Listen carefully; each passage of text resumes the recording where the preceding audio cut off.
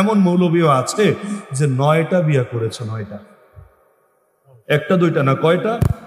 দুদিন পর পর ধরে আর ছাড়ে, ধরে আর ছাড়ে, ধরে আর ছাড়ে, আর একাধিক বিয়ের প্রতিষ্ঠান খুলে বসেছে। কারো লাগলে যোগাযোগ করবেন, এই টাইপের প্রতিষ্ঠান আর কি। এখন পুরুষও করে, মহিলারাও করে। মহিলারা কেন করে?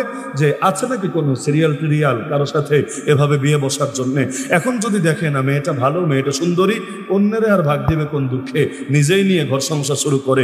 এরপর 2 মাস 4 মাস 6 মাস 8 মাস 10 মাস চলে, এরপর আস্তে করে ওইটারে ছাইরা নতুন আর একটার পেছনে পড়ে।